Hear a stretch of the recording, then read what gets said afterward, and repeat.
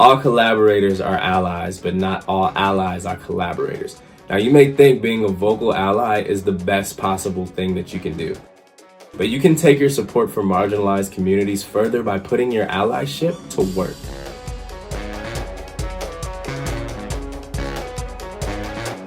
Allies are more so supporters. They can support from afar.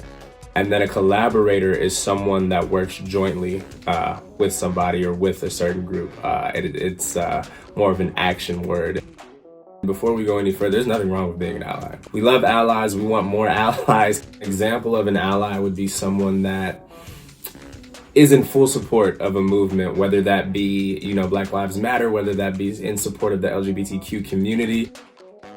They might even send like a huge donation check, but it sort of stops there. Whereas I would say an example of a true collaborator is like, if you donate money to a cause, also show up to the cause.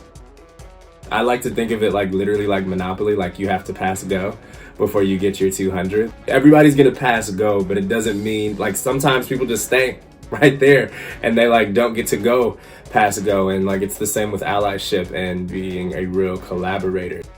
We're sort of educating on these terms, ally and collaborator, and really trying to unearth what that means in today's context, but realize these terms have been around for literally hundreds of years, and they honestly took on different meanings then than they have now. To be a collaborator was to be in a country that was being occupied by another, like an enemy country.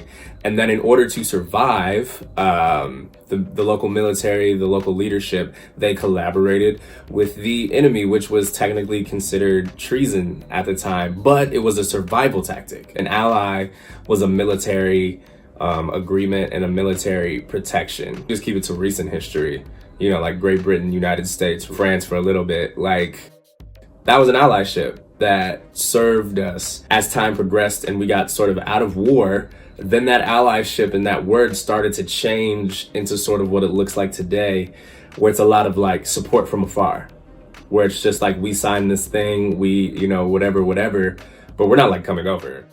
We don't have to like hang out anymore. Like, this is just an agreement that we've had for years. We support you, you support us, and it's just good to know. And it's wild that that word doesn't hold the same amount of weight that it did then that it does now. Are you an ally because you repost something? Are you an ally because you hashtag something? Are you an ally because you type words onto a screen and then put it out into the world for the world to see? Social media has taken the word ally and made it sort of like a costume you get to put on, which is why I decided to start For Your Discomfort. White people! What's up? For Your Discomfort is a safe space for, Black and brown voices to be heard and uplifted, and their experiences and their perspectives to be presented. Saying I'm not a racist and being anti-racist is like two different things. Marginalized groups of people have been conditioned, and I know I've been conditioned just as a Black man in America. I've been conditioned to like not ask for too much. I'll ask for you to be an ally because that's not asking for a whole lot.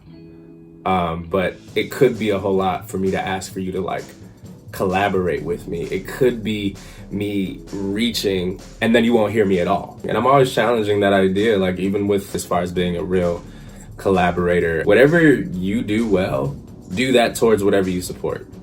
So if you're a writer, write something and then put it out into the world in hopes that it will invoke change. If you're a filmmaker or an actor or a painter or a poet, like put that stuff, put your gifts to use to collaborate with the bigger conversation. No voice is louder than another. Sometimes we can hear them, there's if we think of ourselves as like one big chorus, everybody gets a solo every once and then, but for the most part, it's a whole bunch of voices coming together to make one sound. You know what I mean? And in this instance, that sound is change.